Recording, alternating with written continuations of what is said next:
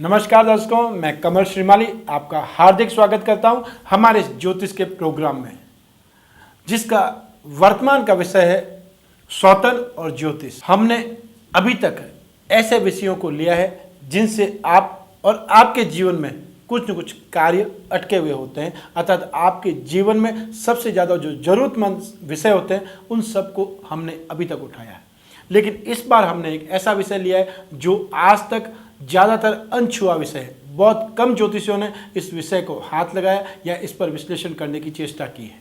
इतने दिनों से आप प्रोग्राम देख रहे हैं, मैंने किसी स्त्री या पुरुष की कुंडली दिखलाई है जो आपस में पति पत्नी थे, लेकिन आज ये पहली कुंडली है जो स्वयं एक सौतन है, और ये सौतन अपनी ही देवरानी की सौतन है, अर्थात इसके जो देवर हैं ये उन्हीं की पत्नी बन करके रह रही है, जबकि देवरानी इनकी मौजूद है। इस कुंडली को आप ध्यानपूर्वक देखिए, तब इसमें बहुत से योग आपको स्पष्ट नजर आएंगे। लग्न का अधिपति शुक्र, और शुक्र आप देख लीजिए लग्न का अधिपति भी है, रोग स्थान कंपटीशन कर्ज का अधिपति भी है।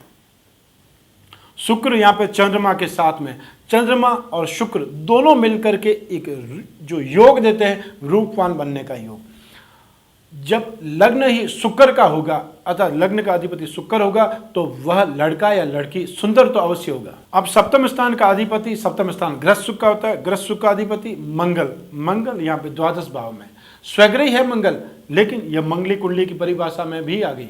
शनि आप देख लीजिए, शनि उच्च राशि का होकर के अपने नीच भाव को देखता है जहां पर कि मंगल है, तो सप्तम स्थान का अधिपति मंगल, और मंगल को शनि जैसा ग्रह देख करके और पापमय बना रहा है। राहु और चंद्रमा मन का अधिपति है, दिल और दिमाग को नियंत्रित करता है। जो कुछ भी आपको फीलिंग होती है वह सभी कुछ हार्ट के माध्यम से, दिल के माध्यम से होती है, और चंद्रमा दिल का कारक है, आपके मन का कारक है, और मन कभी स्थिर नहीं हो सकता। और मन जब स्थिर नहीं हो सकता है तब सीधी सी बात है कि उसका संबंध चंद्रमा से, चंद्रमा भी 15 दिन में बढ़ता है और 15 दिन में घटता है, तो वह मन का अधिपति ग्रह है। और यहाँ पर चंद्रमा अष्टम स्थान में है, राहु के साथ में है, और राहु और केतु दोनों ही किसी भी ग्रह के साथ में जाएंगे कुछ न कुछ दुर्योग ही बनाएंगे। सूर्य या चंद्रमा के साथ में जाकर के ग्रहण योग बना देंगे। तो यहाँ पर चंद्रमा जो मन स्थिति को नियंत्रित करता है, आपके मनोभावों को कंट्रोल रखता है, वह राहु होने के कारण, राहु के साथ में होने के कारण और अष्टम स्थान में होने के कारण और भी पापमय हो गया, और इसलिए इसका अपने मनोभावों पर, इसका अपने खुद के भावनाओं पर नियंत्रण नहीं रहा।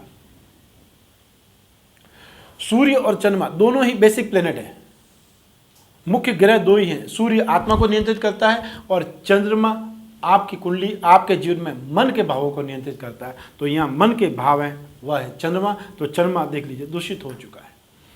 शुक्र, लग्न का मालिक शुक्र है, वो भी राहु के साथ में है। जैसा कि मैंने आपको कितनी ही बार बतलाया है कि शुक्र और राहु यदि सप्तम स्थान में, लग्न में, अष्टम स्थान में, चतुर्थ भाव में कहीं होंगे, यह अपना प्रभाव दिखलाए बिना नहीं रहेंगे। व्यक्ति की चरित्र पर कुछ न कुछ बदनामी के छींटे तो यह योग अवश्य दे देगा। बृहस्पति और केतु, बृहस्पति मेंटलिटी का कारक है। जब तक आपकी मानसिकता उस बात को एक्सेप्ट नहीं करेगी तब तक आप ग्रस्त सुख कैसे ले पाएंगे। आपको जबरदस्ती आपके माता पिता ने शादी करने के लिए मंडप में तो बिठा दिया, जबरदस्ती शादी भी करा दी, लेकिन आप पति को सुख देने के लिए बाध्य थोड़ी ना है। आपको घर में कैद रखे, आपके बेडरूम में कैद थोड़ी रखा जा सकता है, तो उसके लिए मानसिकता जरूरी है, और मानसिकता का भाव है बृहस्पति। शादी के मंडप तक वही व्यक्ति पहुंच सकता है जो ये एक्सेप्ट कर ले, जो ये मान ले कि मैं जिससे शादी कर रहा हूं वह मेरे अनुकूल है, मैं उससे शादी करने के लिए तैयार हूं। शादी करने के बाद में शुक्र की कल्पना आएगी। शादी करने के बाद में जब वैवाहिक सुख, शारीरिक सुख की बात आएगी, शारीरिक मिलन की बात आएगी, उस समय शुक्र की बात आएगी। तो यहाँ बृहस्पति और केतु आप देख लीजिए, ये भी दोनों किस स्थिति में है कि इन स्थिति को भी चांडाल योग कहा जाता है। लग्न के दोनों आर, एक तरफ मंगल है, एक तरफ केतु है, तो लग्न भी पाप कर्तृ योग में, पाप मध्यत्व में आ गया। सप्तम स्थान देख लीजिए, सप्तम स्थान का शनि और राहु के मध्य, तो ऐसी ही स्थिति में इस महिला जो कि बहुत ज्यादा सुंदर है, राजकीय अधिकारी अर्थात एक बहुत अच्छे ऑफिसर से इसका विवाह हुआ। शादी के 10 माह में ही पति की मृत्यु हो गई, और मृत्यु होने के बाद कुछ ही वर्षों में जब देवर युवा हो गया तो देवर से इसके संबंध हो गए, और देवर की विवाह होने के बावजूद भी यह स्त्री आज के समय में भी अपनी देवरानी की सौतन बनी हुई है। तो देख लीजिए कि ग्रह किस प्रकार एक स्त्री को ही स्त्री का दुश्मन बना देते हैं। एक औरत होते हुए भी उसने दूसरी औरत की भावनाओं के साथ खिलवाड़ किया और आज भी कर रही है। क्या उपाय करें इसका, यह एक दूसरी बात है, लेकिन ग्रह किस प्रकार कुंडली में स्थित होकर के उसके मनोभावों को, उसकी मानसिक स्थिति को, उसके चरित्र को और उसके जीवन को किस प्रकार नियंत्रित कर देते हैं, किस प्रकार पथ भ्रष्ट कर देते हैं, यह सिर्फ दिखाने का हमारा प्रयास पर है।